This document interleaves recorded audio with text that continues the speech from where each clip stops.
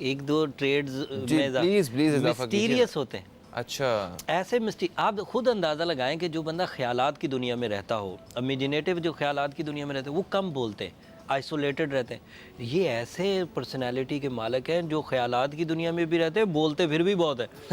अंदाज़ा लगाएं आप, उनकी मिस्ट्री आई कि नहीं मिस्ट्री। क्या कमाल शख्सियत पाई है। Okay. बहरहाल मून साइन इनको 7th हाउस में सपोर्ट कर रहा है। अब आगे 2-3 सितारों को मून 7th हाउस में सपोर्ट करेगा। And you know 7th house is a house of life partner, 7th house is a house of love and care, 7th house is a house of family loving. वो जो एक element होता है वो पैदा होगा। शादी का टाइम है इस वक्त जेमिनाइज के लिए। उसके अलावा कैरियर के बारे में हमने मतलब पूछा था। ये मून ये हो गया। हाँ, अब ठीक है। कैरियर से रिलेटेड 3 बड़ी खबरें। चौथे घर की ताकत 10वें घर को सपोर्ट करती है एंड 4th हाउस में जुपिटर है। And Jupiter is a sign of good luck, magnify करता है चीज़ों को, डेवलपमेंट देगा, प्रॉफिट ऑफ रेशो बढ़ाएगा और बेसफुल होगी, लंबी चलेगी, छोटी छोटी थोड़े थोड़े अरसे में ख़त्म नहीं होगी। और बिग जंप्स एक्सपेक्टेड है। अच्छा। बड़े बड़े जंप्स। जॉब स्विच करना। अच्छा, बिग जंप्स में क्या अच्छा जॉब स्विच हो गया, कोई मतलब प्राइस बॉन्ड लग सकता है, छक्का कमेटी लगना। निकल सकती है। अच्छा, जब तक कमेटी निकली नहीं होती ना, फील ये होता है यार कमेटी निकल आएगी, और जब निकला तो ये तो मेरा हक ही था। फिर वो इतने ज़्यादा प्लेजेंट नहीं रहते। जेमिनाइज की अगली खबरें मैं बयान कर दूं, फिर वो रह जाएंगी। मटेरियल सेक्टर में इन्वेस्टमेंट्स, रिस्क टेकिंग, मल्टीटास्किंग, ये तीनों फैसिलिटीज़ इस वक्त उनको अवेलेबल है। साथ में पार्टनरशिप भी रास आएगी, लेकिन ऐसी पार्टनरशिप जिसमें एक्सपीरियंस हो। नई पार्टनरशिप जिसमें वो फर्स्ट टाइम करने जा रहे हैं उसको अवॉइड करें। जो लोग जॉब पर खुश हैं और सही चल रहे हैं, बॉसेस के साथ उनके ताल्लुकात अच्छे हैं, उम्मीद ये करते हैं कि वो वहाँ पर जॉब में तरक्की महसूस करेंगे। उसे क्या कहते हैं, इंक्रीमेंट्स लग सकते हैं, प्रमोशंस हो सकते हैं प्रमोशंस हो उनकी, सकते ठीक हैं। हो गया। बिल्कुल आपने अच्छा अर्ज भाई, अब वो चांद के एतबार से तो आपने बताया कि वो एक लव सेक्टर में और रिलेशनशिप सेक्टर में काफ़ी ज़्यादा उससे बेहतरी आती है। ख़ास तौर पर रिलेशनशिप सेक्टर के बारे में क्या कहेंगे आप? शादी कर लें।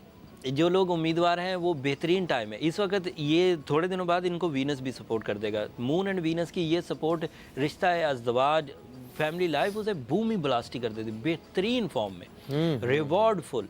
औलादों का फर्मा बरदार हो जाना, साथी का इनके साथ फर्मा बरदारी इख्तियार करना, ये सब पॉसिबिलिटीज़ में से। ओके। अच्छा, अच्छे वक्त में की हुई जो शादियाँ होती हैं, क्या उनसे कोई फ़र्क पड़ता है? उन्हीं से फ़र्क पड़ता है।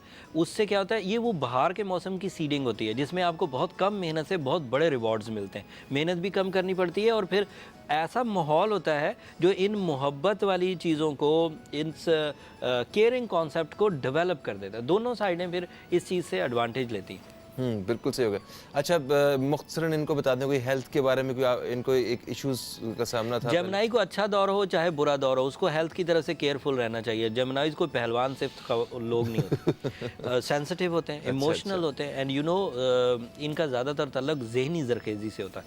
फिज़िकली सेक्टर में कोई बीच में से कोई 2-4 निकल आए को मस्कुलर या बड़े पहलवान, तो वो उनकी अपनी विल पर होगा। बाई नेचर ये इस तरह के हार्ड पीपल नहीं होते। असर तो सब पे डालेगा लेकिन डिफरेंट एंगल से डालेगा। इनफैक्ट जैसे उसको 9वें घर में मिला, जेमिनाइज को 8वें घर में मिला हुआ है।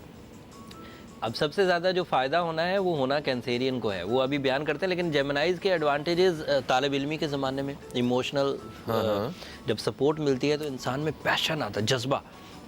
और तालिब इल्म जो है वो इससे सबसे ज़्यादा भरपूर अंदाज से फ़ायदा उठाते हैं, क्योंकि उनके इमोशंस एक तो सिंसेयर बहुत होते हैं, दूसरा प्योर बहुत होते हैं। अच्छा। वो इस एतबार से वो ज़्यादा फ़ायदा उठाते हैं। इंसाफ पसंदी की नेचर उनके अंदर ज़्यादा होती है, तो तालिब इल्मी को भी इससे बड़ा फ़ायदा होने वाला है। Okay, that's nice.